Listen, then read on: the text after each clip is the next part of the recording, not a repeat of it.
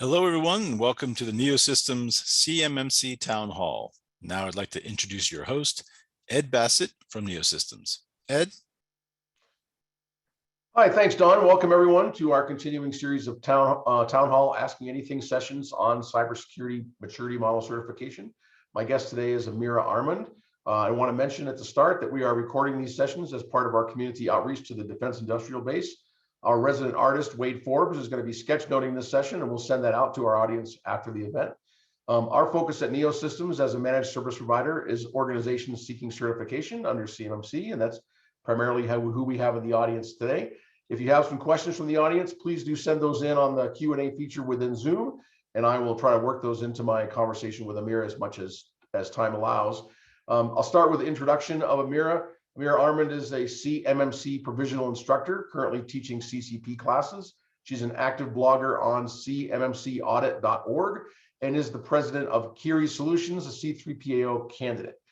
She's also the vice chair of the C3PAO Stakeholder Forum, an organization that facilitates communications and standards between C3PAOs, the AB, and the Department of Defense. So welcome, Amira. Thanks for joining us today.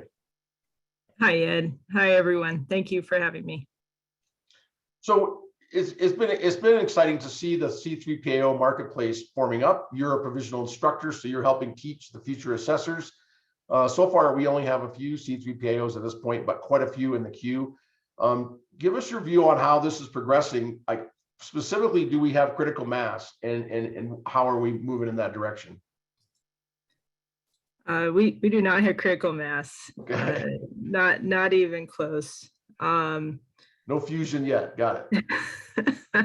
There's there are some large C3PAOs or fairly large C3PAOs that have been approved, which is exciting. But I don't think that they're fielding more than 2 or 3 teams of assessors at this point, primarily because there's actually not that many provisional assessors who are authorized to go out and do assessments yet. So to be a provisional assessor, you need to be, go through the training. There's a limited number of people who've been through that, but you also need to get background checked, and that takes a while. And it hasn't been started for everyone. The marketplace kind of shows, about 100 provisional assessors, and some of those actually haven't been through the full background check process yet either. So that's going to be a severe limitation, even with, if C3PAOs get approved to field multiple teams. Mm-hmm. You're involved on the instructor side of things, so I think that is one of the things that helps build this up faster. One of the challenges as we try to field a lot of assessors pretty quickly is gray areas in the model, right? We just had CMMC 2.0, the model's changing in the middle of some training. Obviously, I'm sure there were trainings happening the day that was released.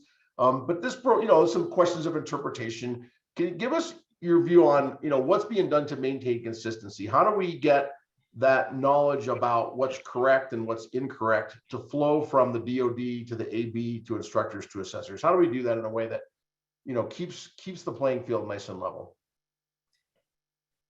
Well, the DoD, they're the ones that are responsible for setting the standard, right? Assessors, C3PAOs, and the AB have to follow what the DoD says in terms of this is what they want for cybersecurity, right? This is what a practice means.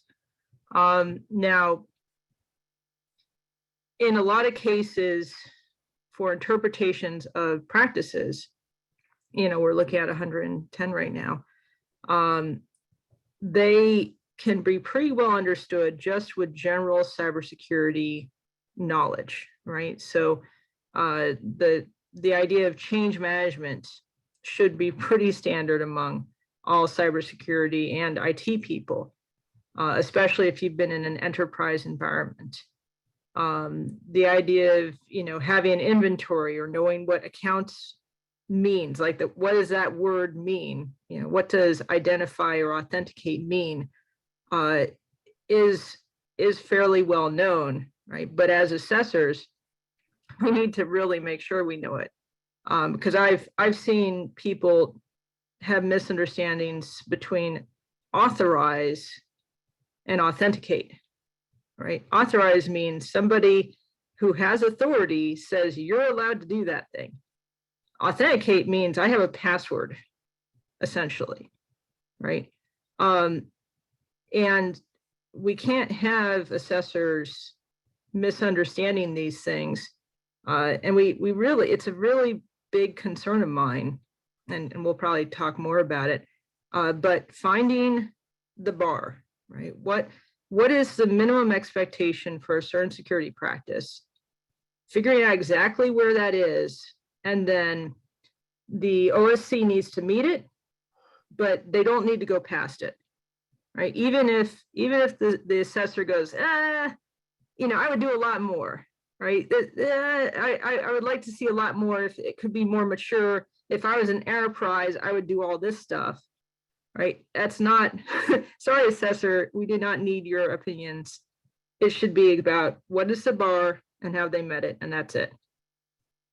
That's really interesting, because the more the assessor knows, the more tempting that is, right? For them to effectively consult, right? I mean, they've got this, they see this and they see what they've done before, and they want to share that, maybe imposing a standard that isn't really there, right? That's a big risk. Yeah, there's horror stories of assessors saying, and this hasn't happened with CMMC yet, because there haven't been CMMC assessments done private sector. But we've seen people talk about, oh, well, you have to use a certain brand of firewall because that's the most secure firewall, or you have to have the following procedure, or your policies have to look enterprise quality, right? No, you need to meet what it says in the guide, for the expectations. But past that, it should be very flexible. When NIST wrote 800-171, and going before that, the source material 853, which the government uses for their own cybersecurity, when they wrote those controls, they used very flexible language, right? They didn't say use Active Directory. They said control accounts, right? Very flexible. So that's meant so that the OSCs can determine what makes sense for them, still achieve cybersecurity, right? Achieve the purpose, but not be forced to use a certain solution. Let me explore the other side of that. You mentioned somebody that might be confused on basic terminology, authentication and authorization, right? These are security 101 kind of concepts that you would typically learn if you're taking classes in cybersecurity. Is there a prerequisite from an education and training or experience perspective to being an assessor? In other words, could you come in as someone with no experience, take the training and become an assessor, or do you have to have some base before you even start on the assessor training path with CMMC AB? It is very important to have baseline experience. Now, there's different tiers of careers as an assessor. The classes I'm teaching right now are certified CMMC professional. That's the lowest tier. That lets you be a member of an assessment team. It does not let you lead the assessment. It just lets you be a member of the assessment team with supervision, right? And for that, the experience, if I remember correctly, is a few years of cybersecurity or IT type knowledge, a working understanding of networks and systems, roughly equivalent to, say, a network plus, an A plus, but not a whole lot more than that. And within an assessment team, when you're putting one together, you're going to be trying to balance skill sets. So, for example, you might have a physical security specialist who doesn't really understand how cryptography works, but they do understand how, electronic door locks work and how camera systems work. You might have a policy specialist who really understands what it means to get your employees on the same page in terms of training and user agreements so that they're following your requirements and not coming up with their own activities. And, that might be a separate skill set than the person who's looking at the firewall. So a good assessment team is going to have people who specialize in different areas who report up to a lead assessor who should have a moderate understanding at least of all the areas, hopefully an expert understanding. Appreciate it. That's good. And it's good that there's, some formality around that, I think. Let me shift gears a little bit. At the beginning of December, DoD put out the 2.0 standard. They pretty much matched what they had announced earlier, so there was no big surprises in the standard, I don't think. They also published some scoping guides for levels 1 and 2. And this week they published the self-assessment guide for level 1. So these answer a bunch of questions about segregation of assets, how to evaluate service providers, cloud providers, all kinds of interesting stuff that hadn't really been talked about in formal policy before. Any surprises there from your perspective and what you saw in those documents? Yeah.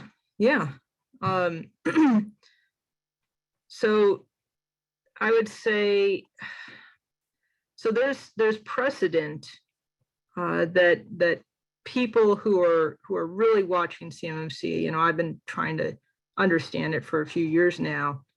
I watch precedent, and what that means is I go look at how the government has been doing 800-171 assessments already, right? Not necessarily the CMMC assessments, but existing assessments. And the precedent showed us a few things which were reflected in the scoping guidance for 2.0. So one thing that we saw is that the government understood the concept of this contractor risk managed asset, which is in the scoping guide, where if you have a network with lots of stuff on it, and you have stuff that does CUI over here, and you have the security stuff over here, and then you have a laptop that's connected to the network, and it does not do CUI, and it does not do security. It's just a user laptop that happens to be connected to the same network. The DoD would typically not assess that laptop, right? And I was going, wow, right? What does that mean? How did they come up with that scoping? And lateral motion is something the threat's really good at, honestly. Yes. So break in somewhere weak and then laterally move to the interesting places, right? Right. And from a security standpoint, lateral movement is very scary. Right. That laptop isn't secure. They get a phishing email, and now everything is compromised from the inside. But the DoD was using the recommended scoping guidance in NIST 800-171, I believe, which was essentially, if the asset or the component processes CUI or stores or transmits it, or it's a security protection for that component, right? Those are in scope, which means that side laptop over there that's still on the network that doesn't do either of those is not in scope. And we saw that with the scoping guide, where the scoping guide still considers them in scope for discussion, documentation, risk considerations, chiefly in regards to you have to document how that risk managed asset performs each of the practices in your system security plan, but it would not assess them, which is pretty important, right? If you miss patches on that side laptop, it's not going to cause you to fail. So I think that was a big surprise for many folks, especially if they use, say, PCI scoping guidance, which says if it's connected to the LAN, it's in scope. But precedent, the scoping guide tends to follow the precedent. Now, The other surprise was the specialized assets, and there's many carve outs, including Internet of Things, which scares me. But again, those are just like the risk managed assets where they could have CUI on them, but because they fit into these categories of operational technology, which is like a machine that can cut pieces of metal, or a fabricator, that you're not expected to have perfect security on it. And from a defense industrial base perspective, from the OSC perspective, that's amazing, because it's really hard to secure those things, and you needed to use them for your contract. Yes, but they're out of scope for the assessment, but they're not out of scope for the requirements, which is Correct. an odd place to be, right? So in other words, you still have to have them in your SSP and your inventory, and you still have to apply all the applicable security controls, just the assessor's not going to check those. So that's an odd positioning for me, that we're saying it's in scope for the contractor, but out of scope for the assessor. Am I reading that right? Yeah, but I believe that it would also be out of scope for a self-assessment as well. Agreed. But So the contractor yeah. has to do Mhm. security, and then they have to self-assess themselves, right? So Right. when they're doing security and deciding what controls to apply, they have to, all those devices are in scope. When they're doing their self-assessment, they're out of scope, which I don't understand that, but that's okay. That's just me. They're all in scope. They remain in scope, but you won't fail your CMMC assessment or deduct points from your assessment based on them. Fair enough. But yes. What about some of the other asset categories in there? So like the security assets, that's an interesting one there, right? I don't know if it's a surprise, but it's in that sense that we didn't expect it, but it puts some clarity around how to treat things that provide required security services, but maybe don't store and process any data. Yeah. The scoping guide basically talks about assets as being almost anything, right? It could be a person, it could be a location, it could be a door or a filing cabinet, or a document or a thumb drive, lots and lots of things. And you can go super detailed, or you can be kind of high level. But one of the things that's confusing about the scoping guide right now is that there's lots of situations where something could be in multiple categories, and it's not really clear which category the DoD wants to be the priority, right? So for example, you could say that a laptop which has a firewall on it is both doing security protection for the CUI inside of it, as well as a CUI asset. And it's hard to determine which one has priority. Most people are going to say CUI asset has priority, but there's nothing formal that says when you have a choice, pick this one. Same thing goes for the specialized assets like test systems or operational technology. Those things have CUI in them, but there's also a more specific category of operational technology which applies. Which one do you pick? Most people think that it's going to be the specialized asset, but it's unclear. Do you go up the list to find CUI asset at the top, or do you go down the list to find specialized asset at the bottom? It's a little bit unclear. That's something that the C3POs have requested clarification on, and I've heard that the CMMC AB intends to ask the DoD to clarify it during the next town hall. Very cool. So on LinkedIn, you've been doing a very cool passion project, it looks like, where you're publishing a series of CMMC scoping practice scenarios. So these are, first of all, they're great, I think. They give us a chance to see the scoping guide in action against real life scenarios, a whole bunch of them. And maybe, can you show one of those and kind of describe what your goals are with that project? Bear with me, sure. I'll show you one that I haven't put out yet. So hopefully this is coming through on the screen. But this is a very common situation for OSCs where over here on the left is the contractor offices. And let's just assume that there's a local area network between these various components here.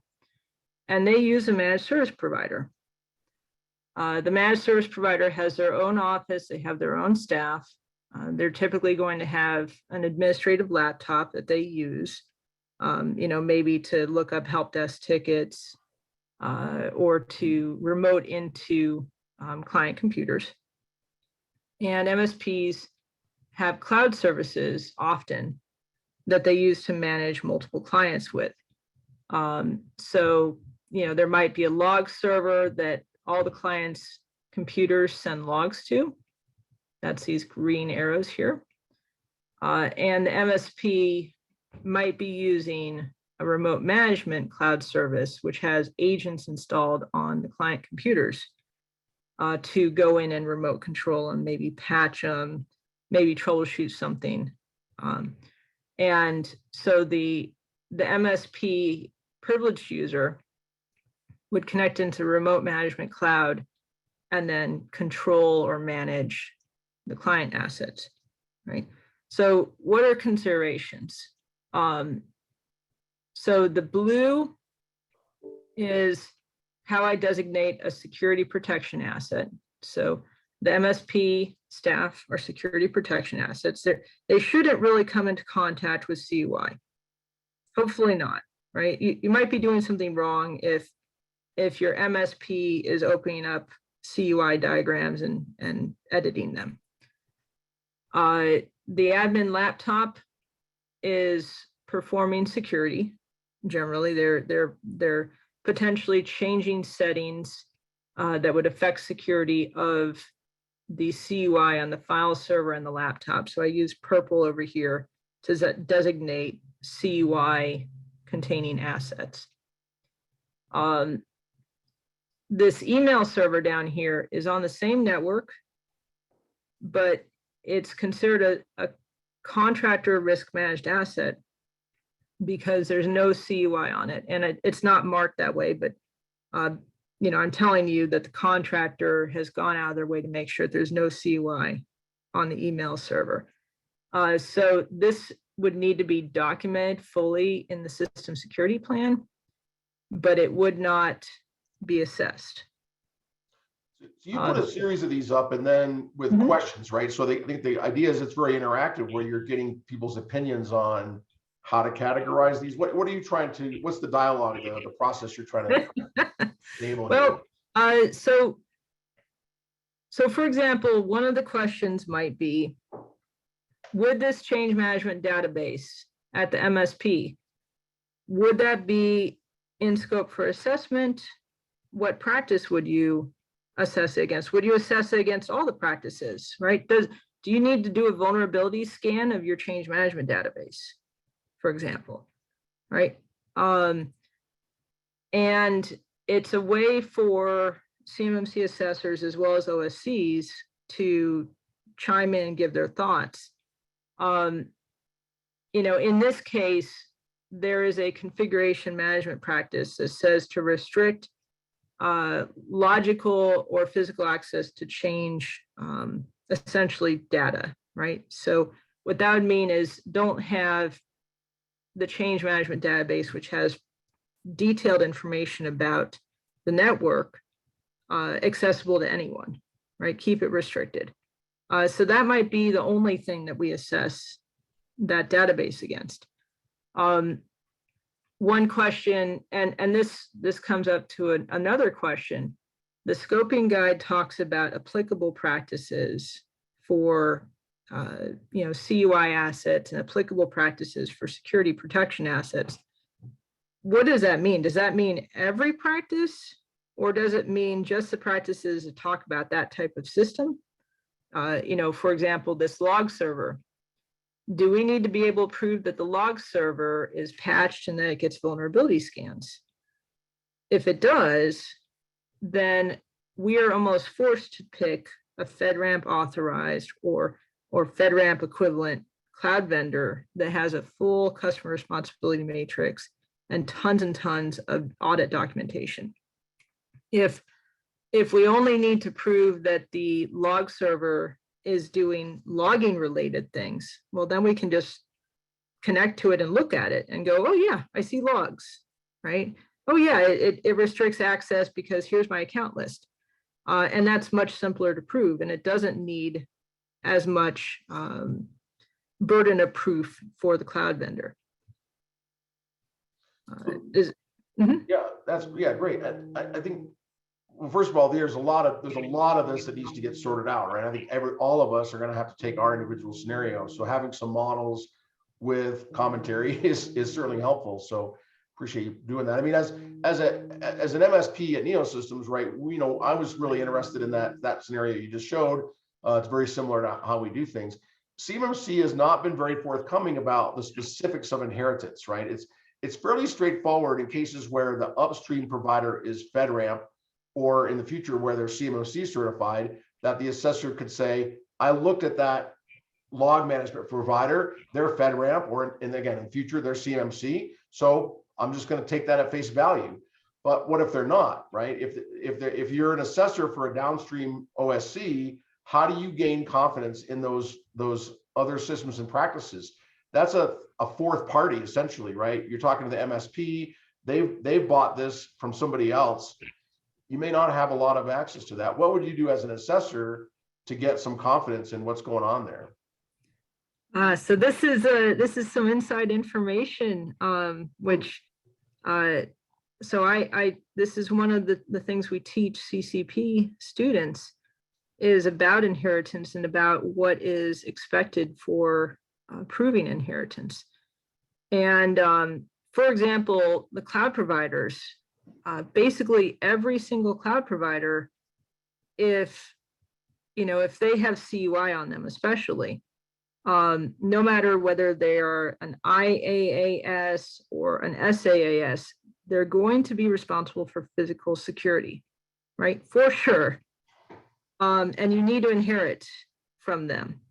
And in order to do that, you basically need an audit report from a trusted audit organization that says that they pass equivalent cybersecurity controls to the ones that are in CMMC. Okay, so if you need to inherit physical security, then we need to see an audit report that says they escort visitors, they monitor visitor activity, they control and manage physical access devices, right? It needs to be basically the exact same control as what is in CMMC, which is difficult because, CMMC is the one that uses that language. NIST 800-171 is the one that uses that language. If they're assessed against any other standard, the words might not match up perfectly. So we're kind of near the end of our time, so I want to work in a couple of quick audience questions on this topic. One is, if the MSP has their own CMMC assessment, will this influence their customer's assessment, right? So if you're assessing an OSC and they've used someone who's got CMMC, does that influence it? It sounds like yes, based on what you just said. Yes, so assessors should be ready to handle situations where there's multiple system security plans, where you're either inheriting from another CMMC assessment, or you even got the provider in the room with you, right? Where that again might be a separate system security plan. If it's an inheriting situation, then the assessor is going to look at that assessment that was done and make sure that the scope of it matches what's applicable to the OSC, right? So if the MSP got an assessment against the services that they're providing to the client, that's great, right? If the MSP has an enclave that they use for their own CUI data and it has nothing to do with that log server or the remote management that they're doing or their admin laptop, then it's not good because it's not applicable to your OSC scope. Doesn't cover the same stuff. Yeah. Yep. I mean, that's, for us as an MSP, that's our approach is, our intention is get CMMC as soon as that's commercially available. And, that and we already do FedRAMP and SOC 2 and other things that are kind of leading up to that. So that's been our approach, right? Because we're very aligned with the federal requirements, but not all MSPs are. One of the other audience questions real quick is, how is DoD qualifying and certifying MSPs? How are they qualifying and certifying them? And if not, why not? I guess, are they, and do you know any of the background there? There's very little about that topic that's been talked about that I've heard. The DoD will occasionally talk about FedRAMP equivalency for services like MSPs, which kind of alarms those of us who are familiar with the FedRAMP program because it's really made for cloud providers. I think that the best solution is going to be assessments performed, CMMC assessments, right, performed on those MSPs in an inheritable format. And actually, one of the things that the C3PAO Stakeholder Forum did when we first organized was we sent a recommendation letter to the DoD saying, have a standard process for inheritable assessments, which will include a shared responsibility matrix that will say exactly, what the provider does for the client, and what the client's responsibilities are, and make sure that is assessed, which is going to be a different format than just a regular CMMC assessment. But it would make it much easier on all the OSCs that have to use these external providers if it's a standard format that's very clearly made for inheritance. I would vote yes on that suggestion. That's a great suggestion, and glad to hear that that's been formally done. I did have a bunch of questions about the C3PAO Stakeholder Forum. I think it's great that you're doing that to improve communications, and unfortunately we don't have time to get into it today, maybe on a future session, but I want to thank you. That was great insights. First of all, very much appreciated. Thanks to you for your time. Thank you, Wade, for drawing this, sketching it, and thank you to the audience for the time you've taken today with us. Please join us for future town hall meetings. We're going to be taking 2 weeks off for the winter holidays, so our next session is going to be Wednesday, January 5th at 1 o'clock Eastern. If you don't have that in your inbox to register, please head to our website, neosystemscorp.com, for those details. Look forward to speaking with all of you then.